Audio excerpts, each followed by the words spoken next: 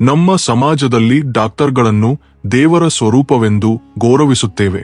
ಅವರ ಸೇವಾ ಮನೋಭಾವ, ರೋಗಿಗಳ ಬಗ್ಗೆ ಅವರ ಕಾಳಜಿ ನಮ್ಮಲ್ಲಿ ವಿಶ್ವಾಸವನ್ನು ತುಂಬುತ್ತದೆ. ಆದರೆ ಕೆಲವೊಮ್ಮೆ ಕೆಲ ದಾರುಣ ಘಟನೆಗಳು ಈ ಪವಿತ್ರವಾದ ನಂಬಿಕೆಗೆ ಕಳಂಕ ತರುತ್ತವೆ. ಇಂತಹ ಘಟನೆಗಳು ನಿಷ್ಠೆಯಿಂದ ಸೇವೆ ಸಲ್ಲಿಸುವ ಡಾಕ್ಟರ್ಗಳ ತಲೆಯನ್ನು ಬೊಗ್ಗಿಸುವಂತೆ ಮಾಡುತ್ತವೆ. ದೆಹಲಿಯ ಗಿಲ್ಲಿ ಪ್ರದೇಶದಲ್ಲಿ ನಡೆದ ಒಂದು ಭೀಕರ ಘಟನೆಯ ಕಥೆಯನ್ನು ಈ ಡಾಕ್ಯುಮೆಂಟರಿ ತಿಳಿಸುತ್ತದೆ. ಒಬ್ಬ ಯುವತಿಯ ಜೀವನವನ್ನು ಈ ಘಟನೆ ಹೇಗೆ ನಾಶಪಡಿಸಿತು, ಅವಳು ನ್ಯಾಯಕ್ಕಾಗಿ ಹೇಗೆ ಹೋರಾಡಿದಳು ಮತ್ತು ಕೊನೆಗೆ ನ್ಯಾಯವು ಹೇಗೆ ಗೆಲುವು ಕಂಡಿತು ಎಂಬುದೇ ಈ ಕಥೆಯ ಆಧಾರ. ದೆಹಲಿಯ ಹೃದಯಭಾಗದಲ್ಲಿ ಮೆಟ್ರೋ ಸಿಟಿ ಆಸ್ಪತ್ರೆ ಎಂಬ 15 ಮಹಡಿಗಳ ಭವ್ಯ ಕಟ್ಟಡವೊಂದಿದೆ. ಈ ಆಸ್ಪತ್ರೆಯ ಆಧುನಿಕ ರೂಪ, ಆಕರ್ಷಕ ನಿರ್ಮಾಣ ಎಲ್ಲರ ಗಮನವನ್ನು ಸೆಳೆಯುತ್ತಿತ್ತು.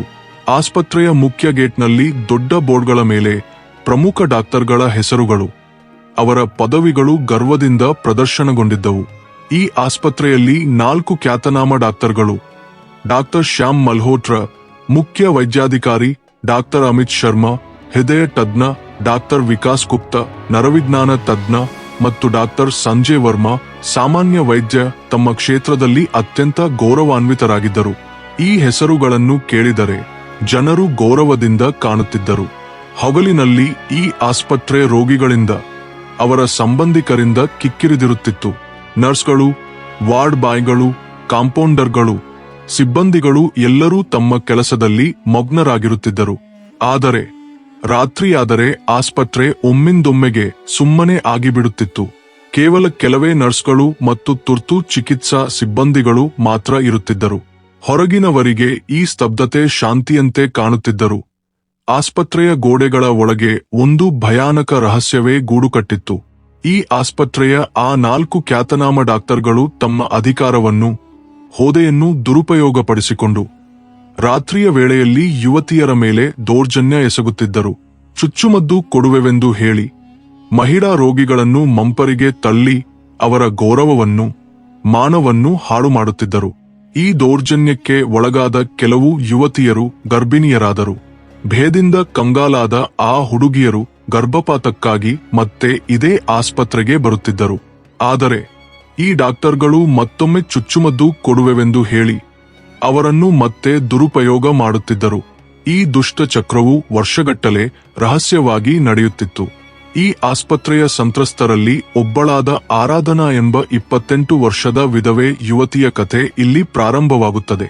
ಆರಾಧನಾ ಫೈಬ್ರೊಮಯಾಲ್ಜಿಯಾ ಎಂಬ ರೋಗದಿಂದ ಬಳಲುತ್ತಿದ್ದಳು. ಈ ಕಾಯಿಲೆಯಿಂದ ಅವಳಿಗೆ ತೀವ್ರವಾದ ಸ್ನಾಯು ನೋವು, ಆಯಾಸ, ನಿದ್ರೆಯ ಕೊರತೆಯಂತಹ ಸಮಸ್ಯೆಗಳು ಇದ್ದವು. ತನ್ನ ಕಾಯಿಲೆಗೆ ಚಿಕಿತ್ಸೆಗಾಗಿ ಆಕೆ ಈ ಖ್ಯಾತನಾಮ ಮೆಟ್ರೋ ಸಿಟಿ ಆಸ್ಪತ್ರೆಯನ್ನು ಆಯ್ಕೆ ಮಾಡಿಕೊಂಡಳು. ಆಕೆಯ ಸ್ಥಿತಿಯನ್ನು ನೋಡಿದ ಡಾಕ್ಟರ್ಗಳು 1 ವಾರ ಆಸ್ಪತ್ರೆಯಲ್ಲಿ ದಾಖಲಾಗಬೇಕೆಂದು ಸೂಚಿಸಿದರು. ಆಕೆ ತನ್ನ ತಂದೆ ತಾಯಿಯ ಜೊತೆಗೆ ಆಸ್ಪತ್ರೆಗೆ ದಾಖಲಾದಳು. ಮೊದಲ ದಿನದ ರಾತ್ರಿ ಡಾಕ್ಟರ್ಗಳು ಆಕೆಯ ತಂದೆ ತಾಯಿಗೆ ಹೊರಗೆ ಕಾಯಲು ಹೇಳಿ ಆರಾಧನಾಗೆ ಒಂದು ಚುಚ್ಚುಮದ್ದು ಕೊಟ್ಟರು. ಆ ಚುಚ್ಚುಮದ್ದಿನಿಂದ ಆಕೆ ಪ್ರಜ್ಞೆ ಕಳೆದುಕೊಂಡಳು. ಆ ಸಮಯದಲ್ಲಿ ಡಾಕ್ಟರ್ಗಳು ಆಕೆಯ ಮೇಲೆ ದೌರ್ಜನ್ಯ ಎಸಗಿದರು. ಮರುದಿನ ಆಕೆಗೆ ತನ್ನ ದೇಹದಲ್ಲಿ ಏನೋ ಬದಲಾವಣೆ ಆಗಿದೆ ಎಂದು ಅನಿಸಿದರು. ಚುಚ್ಚುಮದ್ದಿನ ಪರಿಣಾಮವಿರಬಹುದೆಂದು ಭಾವಿಸಿ ಸುಮ್ಮನಾದಳು. ಆದರೆ 7 ದಿನಗಳ ಕಾಲ ಪ್ರತಿ ರಾತ್ರಿಯೂ ಈ 4 ಡಾಕ್ಟರ್ಗಳು ಆಕೆಯ ಮೇಲೆ ಅಮಾನುಷ ಕೃತ್ಯಗಳನ್ನು ಎಸಗಿದರು. ಫೈಬ್ರೊಮಯಾಲ್ಜಿಯಾ ಚಿಕಿತ್ಸೆಯ ಹೆಸರಿನಲ್ಲಿ ಆಕೆಯ ತಂದೆ ತಾಯಿಗೆ ತಿಳಿಯದಂತೆ ಆಕೆಯ ಗೌರವವನ್ನು, ಮಾನವನ್ನು ಕೆಡಿಸಿದರು. ಡಾಕ್ಟರ್ಗಳು ಆಕೆಗೆ ನೋವು ಶಮನಕಾರಿ ಮಾತ್ರೆಗಳನ್ನು, ನಿದ್ರೆಯ ಮಾತ್ರೆಗಳನ್ನು, ಸ್ನಾಯು ಸಡಿಲಗೊಳಿಸುವ ಮಾತ್ರೆಗಳನ್ನು ಕೊಟ್ಟರು. ಆಕೆಯ ಕಾಯಿಲೆಯ ಬಗ್ಗೆ ವಿವರಿಸುತ್ತಾ ಒತ್ತಡವನ್ನು ಕಡಿಮೆ ಮಾಡಿಕೊಳ್ಳಿ, ವ್ಯಾಯಾಮ ಮಾಡಿ, ಸರಿಯಾದ ಆಹಾರ ಸೇವಿಸಿ ಎಂದು ಸಲಹೆ ನೀಡಿದರು. ಕೊನೆಗೆ ಔಷಧಿಗಳ ಡೋಸ್ ಕಡಿಮೆ ಮಾಡಿ, ಜೀವನ ಶೈಲಿಯಲ್ಲಿ ಬದಲಾವಣೆ ಮಾಡಿಕೊಳ್ಳಿ ಎಂದು ಹೇಳಿ ಆಕೆಯನ್ನು ಡಿಸ್ಚಾರ್ಜ್ ಮಾಡಿದರು. ಮನೆಗೆ ಬಂದ ಕೆಲವು ತಿಂಗಳ ನಂತರ ಆರಾಧನಾಗೆ ತಾನು ಗರ್ಭಿಣಿಯಾಗಿರುವುದು ತಿಳಿದು ಆಘಾತಕ್ಕೊಳಗಾದಳು. ವಿಧವೆಯಾಗಿರುವ ಆಕೆಗೆ ಈ ಸುದ್ದಿ ಒಮ್ಮಿಂದೊಮ್ಮೆಗೆ ಜಗತ್ತನ್ನೇ ಕತ್ತಲಾಗಿಸಿತು. ಆಕೆಯ ಮನಸ್ಸಿನಲ್ಲಿ ಗೊಂದಲ, ಭಯ, ನಾಚಿಕೆ, ನೋವು ಎಲ್ಲವೂ ಕಲೆತ ಭಾವನೆಗಳ ಚಂಡಮಾರುತವೇ ಎದ್ದಿತು. ಆಕೆ ತಕ್ಷಣ ಆಸ್ಪತ್ರೆಗೆ ಹೋಗಿ ಡಾಕ್ಟರ್ಗಳನ್ನು ಈ ಗರ್ಭಕ್ಕೆ ಕಾರಣ ಯಾರೆಂದು ಪ್ರಶ್ನಿಸಿದಳು. ಆದರೆ ಡಾಕ್ಟರ್ಗಳು ಕೋಪದಿಂದ ಸ್ಪಂದಿಸುತ್ತಾ, ನೀನು ಯಾರೊಡನೆಯೋ ಗರ್ಭಿಣಿಯಾಗಿ ನಮ್ಮನ್ನು ದೂಷಿಸುತ್ತಿರುವೆಯಾ? ಹಣಕ್ಕಾಗಿ ಇಂತಹ ಕೀಳು ಆರೋಪಗಳನ್ನು ಮಾಡಿದರೆ ನಿನ್ನನ್ನು ಬಿಡುವುದಿಲ್ಲ. ಉಚಿತವಾಗಿ ಗರ್ಭಪಾತ ಮಾಡಿಕೊಡುತ್ತೇವೆ. ಈ ವಿಷಯವನ್ನು ಇಲ್ಲೇ ಮರೆತು ಬಿಡು ಎಂದು ಬೆದರಿಸಿದರು. ಆರಾಧನಾ ಸ್ತಬ್ಧಳಾದಳು. ಏನೂ ಮಾತನಾಡಲಾಗದ ಸ್ಥಿತಿಯಲ್ಲಿ ನೋವಿನಿಂದ ಮನೆಗೆ ಹಿಂದಿರುಗಿದಳು. ಆದರೆ ಈ 4 ಡಾಕ್ಟರ್ಗಳಲ್ಲಿ ಯಾರೋ ಒಬ್ಬರು ತನ್ನ ಮೇಲೆ ಈ ದೌರ್ಜನ್ಯವನ್ನು ಎಸಗಿದ್ದಾರೆ ಎಂಬ ಗಟ್ಟಿ ಅನುಮಾನ ಆಕೆಗೆ ಮೂಡಿತು. ಆರಾಧನಾ ಮೇಲ್ಮಧ್ಯಮ ವರ್ಗದ ಕುಟುಂಬದಿಂದ ಬಂದವಳು. ಆಕೆಯ ತಂದೆ ಸಮಾಜದಲ್ಲಿ ಗೌರವ ಸ್ಥಾನದಲ್ಲಿದ್ದ ವ್ಯಕ್ತಿ. ಆಕೆಯ ಗಂಡ ಒಂದು ಕಾರ್ಖಾನೆಯಲ್ಲಿ ನಡೆದ ಬೆಂಕಿಯ ಅವಘಡದಲ್ಲಿ ಗಾಯಗೊಂಡು ಸತ್ತಿದ್ದ. ಆ ಘಟನೆ ಆಕೆಯನ್ನು ಈಗಾಗಲೇ ಮಾನಸಿಕವಾಗಿ ಕುಗ್ಗಿಸಿತ್ತು. ಈಗ ಈ ಹೊಸ ಸಮಸ್ಯೆ ಆಕೆಯ ಜೀವನವನ್ನು ಮತ್ತಷ್ಟು ಕೆಡಿಸಿತು. ಆರಾಧನಾ ಧೈರ್ಯ ತಂದುಕೊಂಡು ತನಗಾದ ಈ ಅಮಾನುಷ ಕೃತ್ಯಕ್ಕೆ ಕಾರಣವಾದ ಈ 4 ಡಾಕ್ಟರ್ಗಳ ವಿರುದ್ಧ ಕೇಸ್ ದಾಖಲಿಸಿದಳು. ನ್ಯಾಯಾಲಯದಲ್ಲಿ ಕೇಸ್ ಆರಂಭವಾಯಿತು. ಎರಡೂ ಕಡೆಯಿಂದ ವಕೀಲರು ವಾದಗಳನ್ನು ಮಂಡಿಸಲು ಶುರುಮಾಡಿದರು.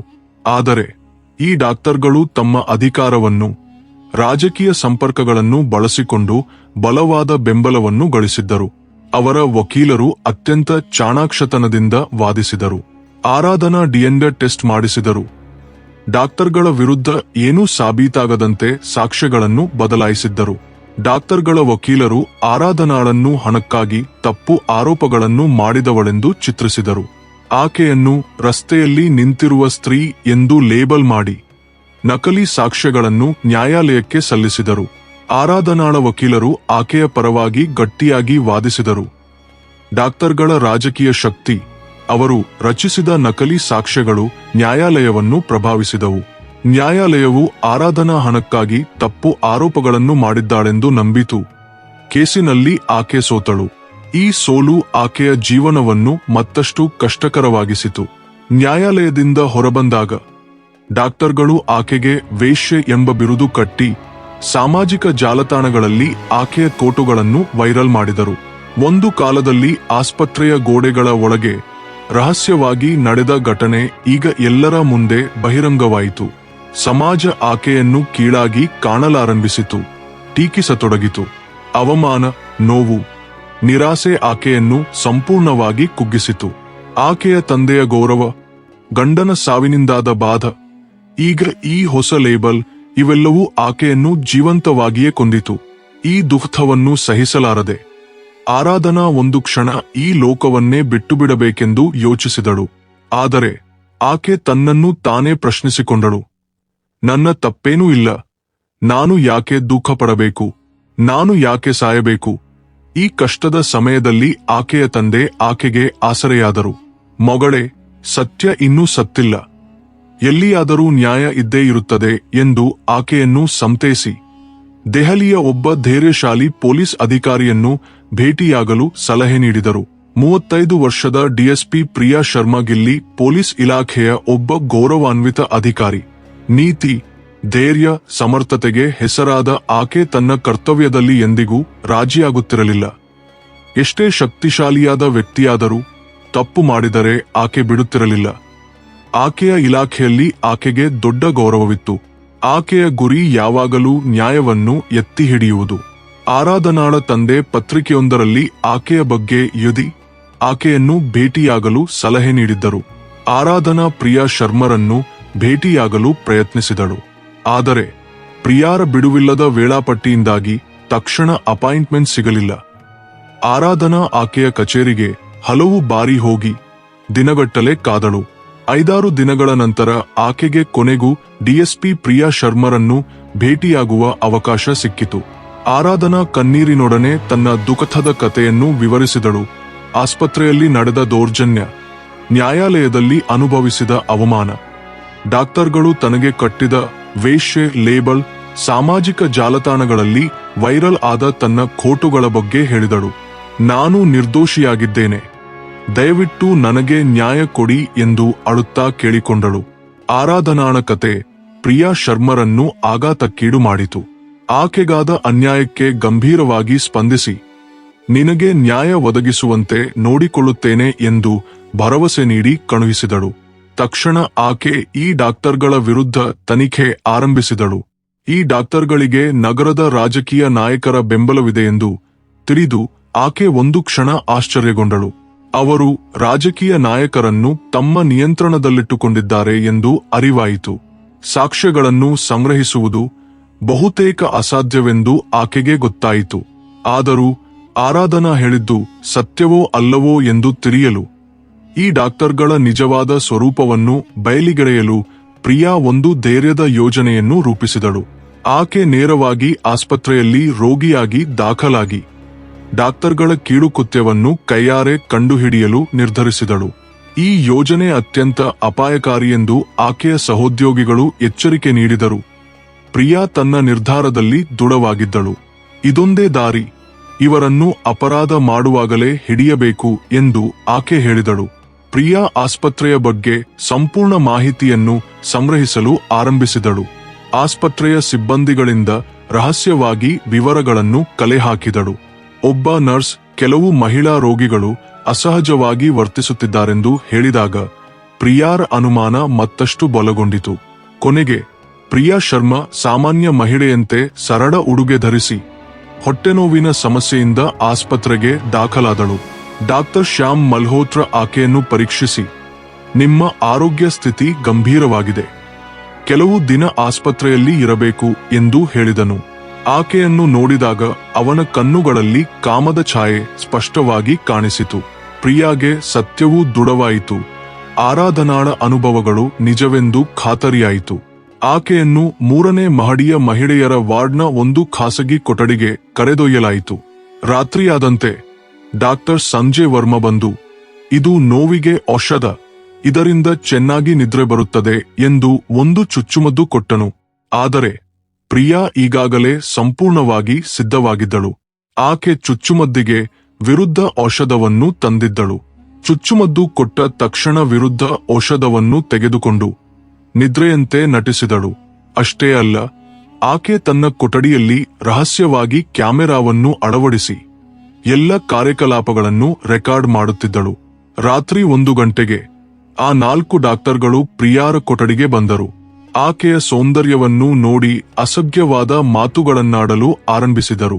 ಈ ರಾತ್ರಿ ತುಂಬಾ ವಿಶೇಷವಾಗಿರುತ್ತದೆ, ಈ ಹುಡುಗಿಯ ಕಿಗರ್ ಸೂಪರ್, ನಾವು 4 ಜನ ಒಬ್ಬೊಬ್ಬರಾಗಿ ಆನಂದಿಸೋಣ, ನಮ್ಮ ಆಸೆ ತೀರಿಸಿಕೊಳ್ಳೋಣ ಎಂದು ಡಾಕ್ಟರ್ ಶ್ಯಾಮ್ ಹೇಳಿದನು. ಪ್ರಿಯಾ ಸಂಪೂರ್ಣವಾಗಿ ಎಚ್ಚರವಾಗಿದ್ದಳು. ಅವರ ಒಂದೊಂದು ಮಾತನ್ನು ಕೇಳುತ್ತಾ ಅವರ ಕೀಳು ಕೃತ್ಯಕ್ಕೆ ಕಾಯುತ್ತಿದ್ದಳು. ಡಾಕ್ಟರ್ ವಿಕಾಸ್ ಗುಪ್ತಾ ಆಕೆಯನ್ನು ಮುಟ್ಟಲು ಪ್ರಯತ್ನಿಸಿದನು. ತಕ್ಷಣ ಪ್ರಿಯಾ ಎದ್ದು ಕುಳಿತು, ನೀವು ಏನು ಮಾಡುತ್ತಿದ್ದೀರಿ ಎಂದು ಗಟ್ಟಿಯಾಗಿ ಕೇಳಿದಳು. ಡಾಕ್ಟರ್ಗಳು ಒಮ್ಮಿಂದೊಮ್ಮೆಗೆ ಆಘಾತಕ್ಕೊಳಗಾದರು. ಅವರ ಮುಖದಲ್ಲಿ ಭಯ, ಗೊಂದಲ ಸ್ಪಷ್ಟವಾಗಿ ಕಾಣಿಸಿತು. ನಾವು ನಿಮ್ಮ ಆರೋಗ್ಯವನ್ನು ಪರೀಕ್ಷಿಸುತ್ತಿದ್ದೇವೆ ಎಂದು ಡಾಕ್ಟರ್ ಶ್ಯಾಮ್ ಸುಳ್ಳು ಹೇಳಿದನು. ರಾತ್ರಿ 1 ಗಂಟೆಗೆ ಯಾವ ಆರೋಗ್ಯ ಪರೀಕ್ಷೆ ಎಂದು ಪ್ರಿಯಾ ಸವಾಲು ಹಾಕಿದಳು. ಡಾಕ್ಟರ್ಗಳು ತಡಬಡಾಯಿಸಿದರು. ಕೊನೆಗೆ ಪ್ರಿಯಾ ತನ್ನ ನಿಜವಾದ ಗುರುತನ್ನು ಬಯಲಿಗೆಳೆದಳು. ನಾನು ಈ ನಗರದ ಡಿಎಸ್ಪಿ ಪ್ರಿಯಾ ಶರ್ಮಾ ಎಂದು ತನ್ನ ಗುರುತಿನ ಚೀಟಿಯನ್ನು ತೋರಿಸಿದಳು. ಅದನ್ನು ನೋಡಿದ ಡಾಕ್ಟರ್ಗಳ ಮುಖಗಳು ವಾಡಿದ ಹೂವಿನಂತಾಯಿತು. ನಾವೇನು ಮಾಡಿಲ್ಲ, ನಾವು ನಿರ್ದೋಷಿಗಳು ಎಂದು ವಾದಿಸಿದರು. ಪ್ರಿಯಾಗೆ ಎಲ್ಲವೂ ಸ್ಪಷ್ಟವಾಗಿತ್ತು. ಆಕೆ ತಕ್ಷಣ ತನ್ನ ಫೋನ್ನಲ್ಲಿ ತನ್ನ ತಂಡಕ್ಕೆ ಸಂದೇಶ ಕಳುಹಿಸಿದಳು. ಆಸ್ಪತ್ರೆಯ ಸುತ್ತಮುತ್ತ ಸಾಮಾನ್ಯ ಉಡುಗೆಯಲ್ಲಿ ತಿರುಗಾಡುತ್ತಿದ್ದ ಪೊಲೀಸ್ ತಂಡ ಕೆಲವೇ ನಿಮಿಷಗಳಲ್ಲಿ ಆಸ್ಪತ್ರೆಗೆ ಧಾವಿಸಿತು. ಆ 4 ಡಾಕ್ಟರ್ಗಳನ್ನು ತಕ್ಷಣ ಬಂಧಿಸಿ ವಶಕ್ಕೆ ತೆಗೆದುಕೊಂಡಿತು. ಮರುದಿನ ಈ ಘಟನೆ ದೆಹಲಿಯಲ್ಲಿ ಸಂಚಲನ ಸೃಷ್ಟಿಸಿತು. ಪತ್ರಿಕೆಗಳು, ಟಿವಿ ಚಾನೆಲ್ಗಳು ಈ ವಿಷಯವನ್ನು ವಿಶಾಲವಾಗಿ ವರದಿ ಮಾಡಿದವು. ಪೊಲೀಸ್ ತನಿಖೆಯಲ್ಲಿ ಈ ಕೀಳುಕೃತ್ಯಗಳು ವರ್ಷಗಟ್ಟಲೆ ನಡೆಯುತ್ತಿದ್ದವು ಎಂದು ತಿಳಿಯಿತು. ಪ್ರಿಯಾ ಶರ್ಮಾ ಆಸ್ಪತ್ರೆಯ ದಾಖಲೆಗಳನ್ನು ಎಚ್ಚರಿಕೆಯಿಂದ ಪರಿಶೀಲಿಸಿದಳು. ಈ ಘಟನೆಯಿಂದ ಸ್ಫೂರ್ತಿಗೊಂಡು ಹಲವಾರು ಮಹಿಳೆಯರು ತಮಗಾದ ಇಂತಹ ದೌರ್ಜನ್ಯದ ಬಗ್ಗೆ ದೂರು ನೀಡಲು ಮುಂದೆ ಬಂದರು. ಆರಾಧನಾಳ ಕೇಸನ್ನು ಗಂಭೀರವಾಗಿ ತನಿಖೆ ಮಾಡಲಾಯಿತು. ಪ್ರಿಯಾ ಶರ್ಮಾ ಸಂಗ್ರಹಿಸಿದ ವಿಡಿಯೋ ಸಾಕ್ಷ್ಯಗಳು, ಇತರ ಮಹಿಳೆಯರ ಹೇಳಿಕೆಗಳು ಡಾಕ್ಟರ್ಗಳ ವಿರುದ್ಧ ಬಲವಾದ ಸಾಕ್ಷ್ಯವಾದವು. ಈ ಸಾರಿ ಡಾಕ್ಟರ್ಗಳ ರಾಜಕೀಯ ಸಂಪರ್ಕಗಳು, ಅವರ ಶಕ್ತಿಯೂ ಏನೂ ಕೆಲಸಕ್ಕೆ ಬರಲಿಲ್ಲ. ಪ್ರಿಯಾ ಶರ್ಮರ ಸಾಮರ್ಥ್ಯದ ಮುಂದೆ ಅವೆಲ್ಲವೂ ವಿಕಲವಾದವು. ನ್ಯಾಯಾಲಯದಲ್ಲಿ ಆರಾಧನಾಳ ಪರವಾಗಿ ಗಟ್ಟಿಯಾಗಿ ವಾದಿಸಲಾಯಿತು. ಪ್ರಿಯಾ ಶರ್ಮಾ ಸಲ್ಲಿಸಿದ ನಿಖರವಾದ ಸಾಕ್ಷ್ಯಗಳು, ವಿಶೇಷವಾಗಿ ಕ್ಯಾಮೆರಾದಲ್ಲಿ ರೆಕಾರ್ಡ್ ಆದ ವಿಡಿಯೋಗಳು, ಡಾಕ್ಟರ್ಗಳ ಸಂಭಾಷಣೆಗಳು, ಅವರ ಅಪರಾಧವನ್ನು ಸ್ಪಷ್ಟವಾಗಿ ಸಾಬೀತುಪಡಿಸಿದವು. ಡಾಕ್ಟರ್ಗಳ ವಕೀಲರು ಆರಾಧನಾಳನ್ನು ವೇಶ್ಯೆ ಎಂದು ಲೇಬಲ್ ಮಾಡಿದ ವಾದಗಳು ಈ ಸಾಕ್ಷ್ಯಗಳ ಮುಂದೆ ವಿಕಲವಾದವು. ಪ್ರಿಯಾ ಶರ್ಮಾ ಹಿಂದಿನ ಕೇಸಿನಲ್ಲಿ ಡಾಕ್ಟರ್ಗಳು ತಮ್ಮ ಶಕ್ತಿಯನ್ನು ಹೇಗೆ ದುರುಪಯೋಗ ಮಾಡಿಕೊಂಡರೆಂದು ನ್ಯಾಯಾಲಯಕ್ಕೆ ಸ್ಪಷ್ಟವಾಗಿ ವಿವರಿಸಿದಳು. ಕೊನೆಗೆ ನ್ಯಾಯಾಲಯವು ಆ 4 ಡಾಕ್ಟರ್ಗಳಿಗೆ ಕಠಿಣ ಶಿಕ್ಷೆಯನ್ನು ವಿಧಿಸಿತು. ಅವರನ್ನು ದೀರ್ಘಕಾಲದ ಜೈಲು ಶಿಕ್ಷೆಗೆ ಕಳುಹಿಸಿತು. ಅವರ ವೈದ್ಯಕೀಯ ಪರವಾನಗಿಗಳನ್ನು ರದ್ದುಗೊಳಿಸಿತು. ಆಸ್ಪತ್ರೆಯ ಮೇಲೂ ಕಾನೂನು ಕ್ರಮ ಕೈಗೊಂಡಿತು. ಈ ತೀರ್ಪಿನೊಂದಿಗೆ ನ್ಯಾಯವು ಗೆಲುವು ಕಂಡಿತು. ಪ್ರಿಯಾ ಶರ್ಮಾ ಒಬ್ಬ ಸಮರ್ಥ ಅಧಿಕಾರಿಯಾಗಿ ನ್ಯಾಯದ ಪರವಾಗಿ ನಿಂತು ಈ ಡಾಕ್ಟರ್ಗಳಿಗೆ ಶಿಕ್ಷೆಯಾಗುವಂತೆ ಮಾಡಿದಳು. ಆರಾಧನಾಳ ಕತೆ ದೇಶಾದ್ಯಂತ ಸಂಚಲನ ಸೃಷ್ಟಿಸಿತು. ನ್ಯಾಯವಾದ ನಂತರ ಸಮಾಜ ಆಕೆಯನ್ನು ಕಾಣುವ ದೃಷ್ಟಿಯೇ ಬದಲಾಯಿತು. ಆಕೆಗೆ ಕಟ್ಟಿದ್ದ ವೇಶ್ಯೆ ಲೇಬಲ್ ಹೋಗಿ ಆರಾಧನಾ ಧೈರ್ಯದ ಹೋರಾಟದ ಸಂಕೇತವಾದಳು. ಈ ಘಟನೆ ಆಕೆಯ ದುಃಖವನ್ನು ಸಂಪೂರ್ಣವಾಗಿ ತೊಡೆದು ಹಾಕಲಿಲ್ಲವಾದರೂ ನ್ಯಾಯವಾದ ತೃಪ್ತಿಯು ಆಕೆಯ ಮುಖದಲ್ಲಿ ಕಾಣಿಸಿತು. ಆರಾಧನಾ ಹೊಸ ಜೀವನವನ್ನು ಆರಂಭಿಸಲು ಸಿದ್ಧವಾದಳು. ಆಕೆಯಂತಹ ಎಷ್ಟೋ ಮಹಿಳೆಯರಿಗೆ ನ್ಯಾಯ ತಂದುಕೊಡುವ ಸ್ಫೂರ್ತಿಯಾದಳು. ಈ ಘಟನೆ ಸಮಾಜದಲ್ಲಿ ಕೆಡುಕಿನ ಶಕ್ತಿಗಳಿದ್ದರು ಧೈರ್ಯಶಾಲಿಗಳ ಹೋರಾಟದಿಂದ ನ್ಯಾಯವು ಖಂಡಿತವಾಗಿಯೂ ಗೆಲ್ಲುತ್ತದೆ ಎಂದು ಸಾಬೀತುಪಡಿಸಿತು. ಇಂತಹ ಘಟನೆಗಳು ನಮ್ಮ ಸಮಾಜದಲ್ಲಿ ಮತ್ತೆ ನಡೆಯದಿರಲಿ ಎಂದು ಆಶಿಸುತ್ತೇವೆ. ಈ ಕತೆ ಒಂದು ಎಚ್ಚರಿಕೆಯಾಗಿ ನಿಲ್ಲುತ್ತದೆ. ಸಮಾಜದಲ್ಲಿ ಗೌರವದ ಸ್ಥಾನದಲ್ಲಿರುವ ವ್ಯಕ್ತಿಗಳು ಕೀಳು ಕೃತ್ಯಗಳಿಗೆ ಒಳಗಾಗಬಹುದು, ಆದರೆ ನ್ಯಾಯವು ಯಾವಾಗಲೂ ಗೆಲ್ಲುತ್ತದೆ. ಈ ಕತೆ ನಿಮ್ಗೆ ಇಷ್ಟವಾಯಿತೆ? ಇಷ್ಟವಾದರೆ ಲೈಕ್ ಮಾಡಿ, ನಮ್ಮ ಚಾನೆಲ್ಗೆ ಸಬ್ಸ್ಕ್ರೈಬ್ ಮಾಡಿ. ಮತ್ತೆ ಹೊಸ ವಿಡಿಯೋದೊಂದಿಗೆ ಭೇಟಿಯಾಗುತ್ತೇವೆ.